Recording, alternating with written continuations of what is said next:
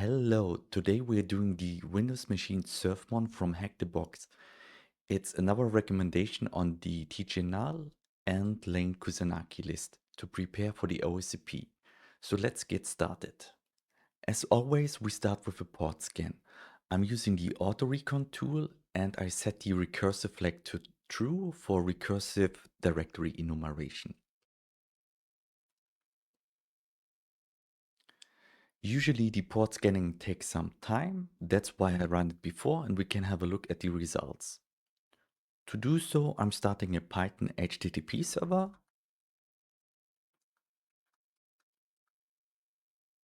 and then we can browse the results in our web browser.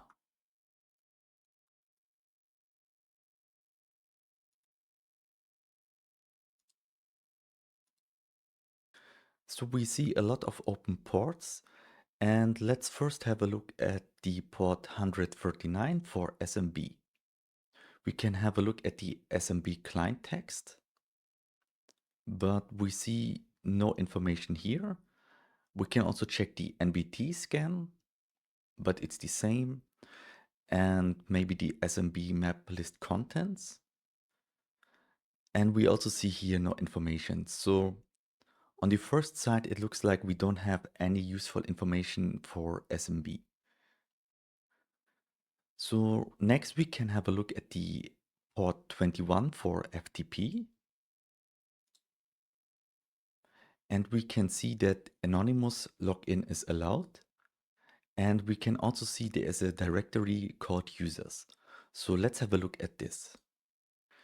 Instead of using the FTP client, I'm downloading the directory directly with wget.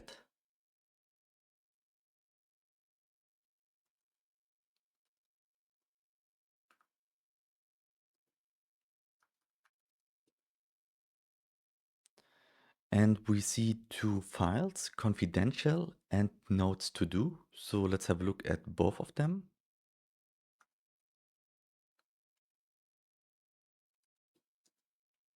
So it mentions a password file on the user's desktop. Let's have a look at the other file.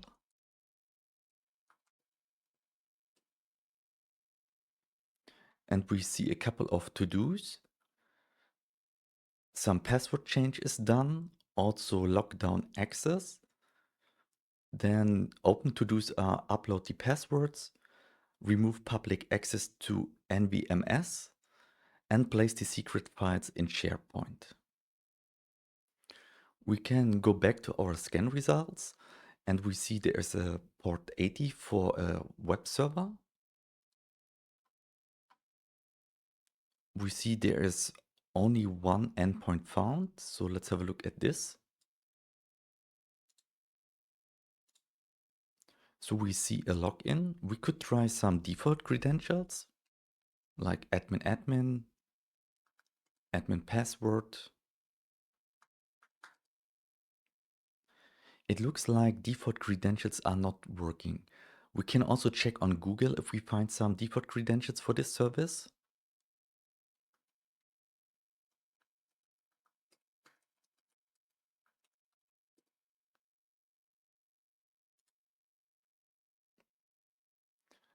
And it seems like the default username is admin and the default password is 123456.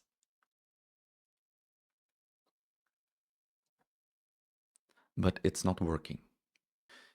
If we go back to the FTP files, we see there is the mentioning of the NS client. So we can check if we find this service. And this is running on port 8443. We didn't find any directories here, but if we have a look at this, so the website is asking for password and we can try something, but we see a message, you're not allowed. So if we have a look again at the notes, we see there was a point 2, lock down the NS client access complete. And it looks like it was done. So we have here two different services running, NVMS and NS client. So it's usually a good idea to just Google for public exploits.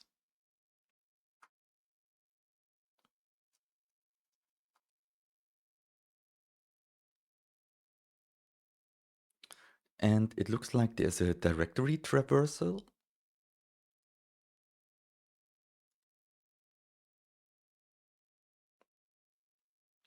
And here we see the POC. So we just need to send a GET request to this endpoint and we can read some files. So let's try this.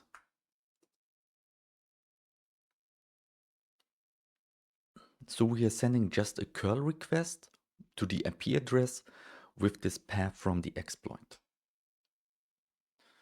But we don't see any result.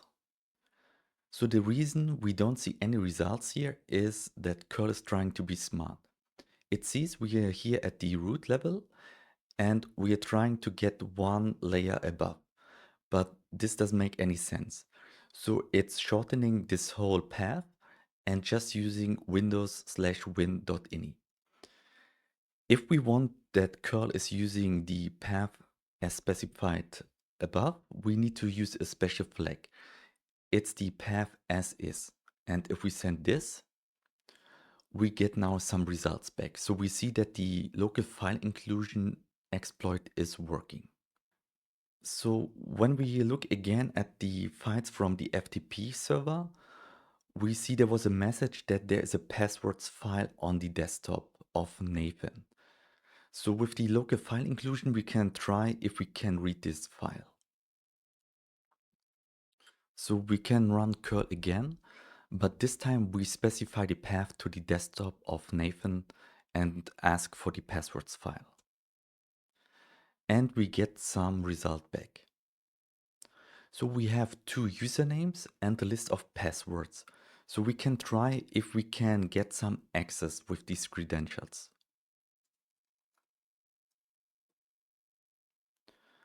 We save the passwords.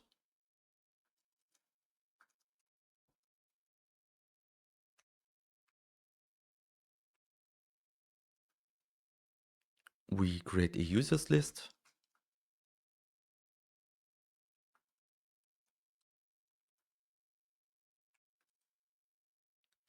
So we can have a look again at the scan results and we see there is a port 22 for SSH. So we can check if one of these credentials work for SSH. And we can use netexec. We specify SSH. We give it the users list and the password list.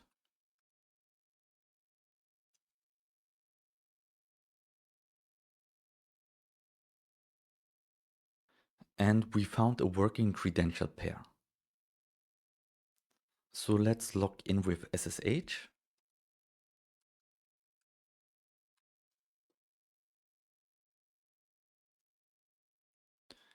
And we have access.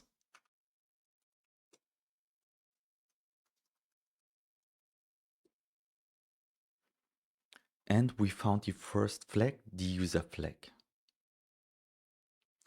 We can check the privileges of our user. And on the first side, it doesn't look like we have any interesting groups or privileges. So when we go back to the files from the FTP server, we saw in the to-do list, there was a point mentioning the NS client and the access is locked down.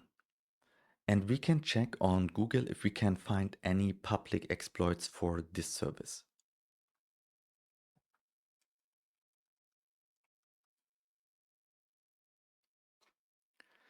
And there seems to be an authenticated remote code execution. So we don't have any credentials for this service right now.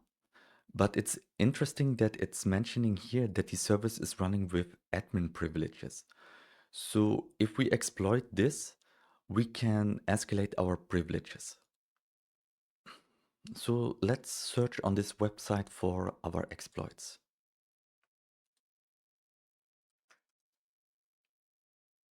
And we found this.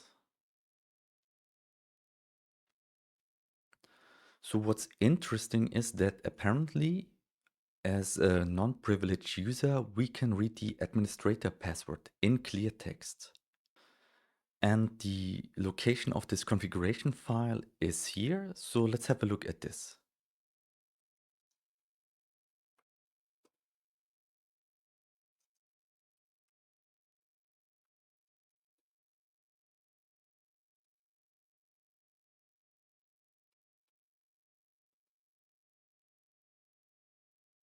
And the configuration file contains the password.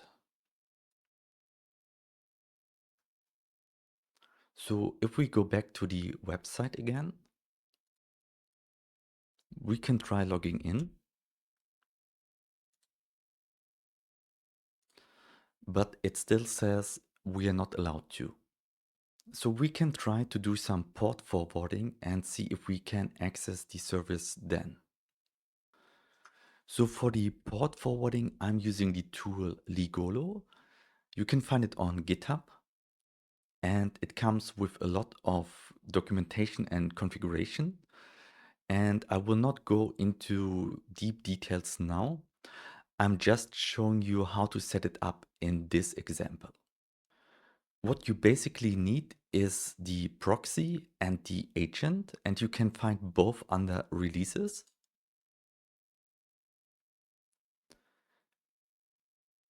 And here you can download what you need. So we will run the proxy on our Kali machine. This means we need the Linux binary, and we need to run the agent on the Windows machine. So this means we also need to download the agent for the Windows. I already have both on my machine, so let's get started. So we need to create the tunnel, and we need to use this command for this. Next, we need to start the proxy.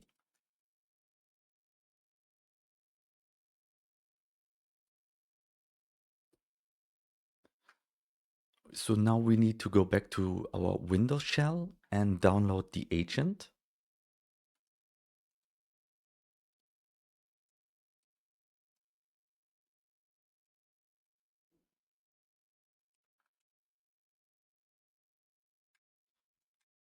So we start the agent and connect back to our proxy server running on our Kali machine with this port. Now we can select the session and we start the tunnel. And we can add now a new IP route. And we use 240 for the local host. So let's visit the website. We use the password.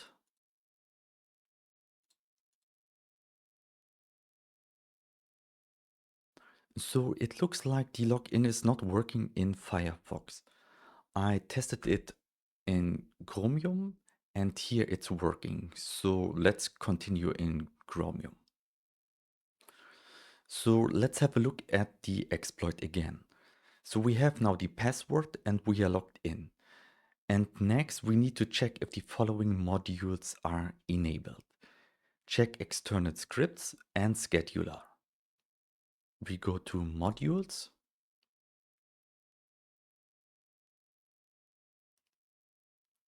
And we see check external scripts enabled.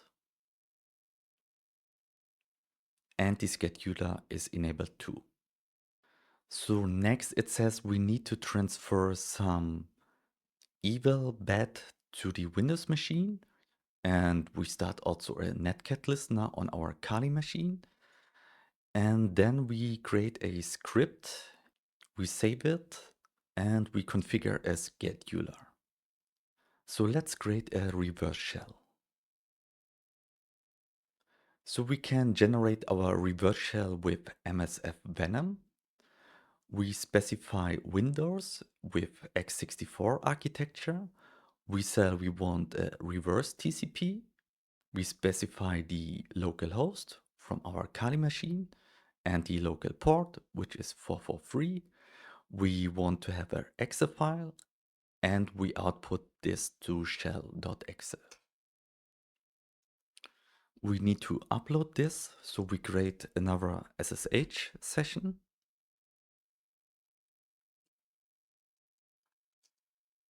And we transfer the binary. And I created the binary in the wrong directory, so let's move it.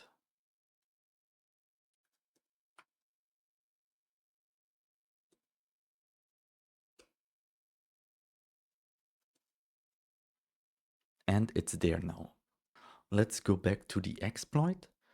So we need to create a script in the service now. And we need to go to settings, external scripts, and add something new. So let's go to settings.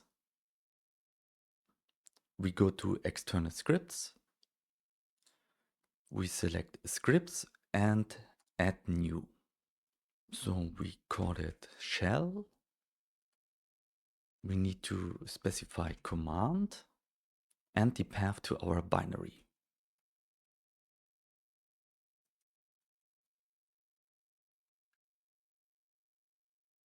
We click add. We need to save the configuration. And don't forget to start our netcat listener.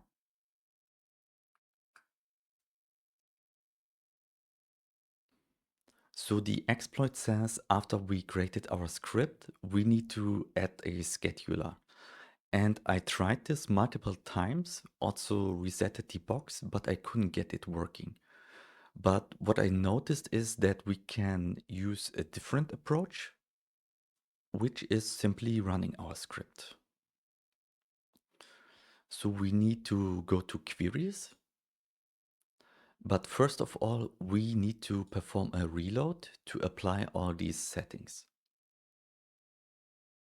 So restarting took a while. I also had to restart the whole machine. And now we can click on queries. And we see we get immediately a reverse shell connection back. So I was quite surprised by that, because usually when you click on queries, you can select one of the scripts you defined before and then click on run it. But anyway, we have our reverse shell back and we can check we have admin permissions. So I hope you enjoyed the video and see you next time.